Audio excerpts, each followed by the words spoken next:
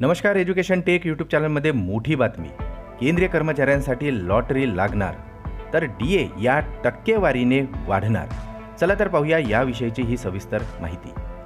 त्यापूर्वी चॅनलला नवीन असाल तर सबस्क्राईब करायला विसरू नका आणि यूट्यूबद्वारे नवनवीन अपडेट मिळविण्यासाठी बेल आयकॉनला प्रेस करायला सुद्धा विसरू नका. ही महत्त्वाची माहिती आपल्या सहकारी मित्रांना शेअर करायला सुद्धा विसरू नका. सरकार महागाई भत्ता आणि फिटमेंट फॅक्टर वाढवणार आहे, जे आता प्रत्येक कर्मचाऱ्यांचे मन जिंकण्यासाठी पुरेसे असणार आहे. केंद्रीय कर्मचारी आणि पेन्शनधारकांसाठी सरकार तिजोरीची पेटी आता उघडणार आहे. सरकारकडून एक नव्हे तर दोन मोठे गिफ्ट देण्यात येणार आहे. सरकार महागाई भत्ता आणि फिटमेंट फॅक्टर वाढवणार आहे, ज्यामुळे आता प्रत्येकाचे मन आनंदी होणार आहे. सरकारच्या या दोन भेटवस्तू आता कर्मचाऱ्यांना बूस्टर डोस सारख्या ठरणार आहे. याचा फायदा मोठ्या प्रमाणात आता कर्मचाऱ्यांना होणार आहे. लोकसभा निवडणुकीपूर्वी म्हणजेच फरवरी महिन्यात सरकार ही मोठी घोषणा करू शकते असे मानले जात आहे. सरकारने अधिकृतपणे काही जाहीर केले नसले तरी मीडिया रिपोर्टमध्ये असा दावा केला जात आहे.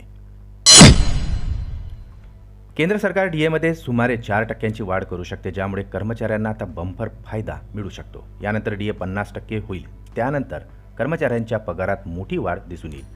मात्र सध्या कर्मचाऱ्यांना 46% डीएचा लाभ मिळत आहे. जवळपास 1 कोटी कर्मचारी आणि पेन्शनधारकांना याचा फायदा होणार आहे, जो प्रत्येकासाठी एक बूस्टर डोज मानला जात आहे. 7व्या वेतन आयोगानुसार डीएमध्ये दरवर्षी 2दा वाढ केली जाते, ज्याचे दर 1 जानेवारी आणि 1 जुलैपासून कर्मचाऱ्यांना लागू होतात. जर आता डीए वाढवला गेला तर त्याचे दर 1 जानेवारी 2023 पासून पूर्वलक्षी प्रभावाने लागू होणार आहे. केंद्र सरकार फिटमेंट फॅक्टरमध्ये लक्षणीय वाढ करेल, ज्यामुळे कर्मचाऱ्यांना मोठी मदत मिळणार आहे.